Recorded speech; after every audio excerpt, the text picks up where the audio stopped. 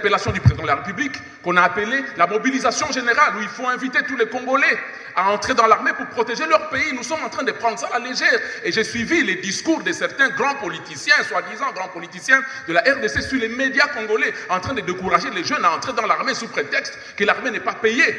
Et parmi eux, j'ai vu ceux qui ont participé à la désintégration de l'armée, qui sont cités sur la liste des gens qui ont infiltré notre armée, qui avaient la mission de désintégrer notre armée pour le rendre prénable. Honorable Président, réveillons nos esprits. Aujourd'hui, je vais revenir sur l'aspect des jeunes résistants, patriotes. Ces jeunes-là sont la cible d'un complot qui risque d'être exécuté par les troupes que nous sommes en train d'inviter à nous aider.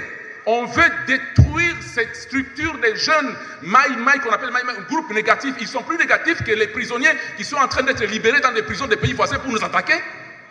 Comment nous voulons marginaliser nos forces qui ont été ce qu'on a appelé le bouclier de la RDC pendant 30 ans, honorable président. Moi, j'ai vu à l'Est, j'ai vu ces gens empêcher à toutes les rébellions venues de l'extérieur du pays à atteindre Kinshasa. Ils ont fait le bouclier de la République. Ce sont plutôt les régimes différents qui les ont abandonnés. Parce qu'ils avaient la mission de désintégrer carrément la sécurité de la RDC. Honorable président, soyons prudents et vigilants. Nous ne pouvons pas traiter les questions de la sécurité de la RDC en 2 minutes, 3 minutes. Les autres assemblées nationales que je vois quand ils parlent de la sécurité de leur pays, ils donnent à un député 5 à 10 minutes et ils passent toute la nuit en train de parler, toute la semaine parfois. Nous sommes pressés à finir cette question. Honorable président, revoyons la manière dont on pourra programmer les minutes, les temps répartis à chaque député quand on parle de questions sérieuses. Invitons même les experts extérieurs et internes du pays qui ont écrit.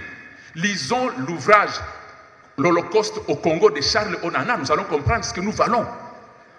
Mais nous, les autres écrivent mieux de nous, plus que nous. Et nous, quand il faut parler, on nous donne 2 minutes, 3 minutes. Et nous allons parler de quoi sérieusement en 3 minutes, en une demi-journée, en étant pressé de faire passer la loi. Cette loi est sérieuse, notre président. Merci de l'avoir programmée. Mais pensons à la conscience que nous sommes en train de perdre. Notre pays est en train d'être occupé. Vous qui ne vivez pas à l'Est, moi je viens de là. Je viens de faire 4 territoires occupés.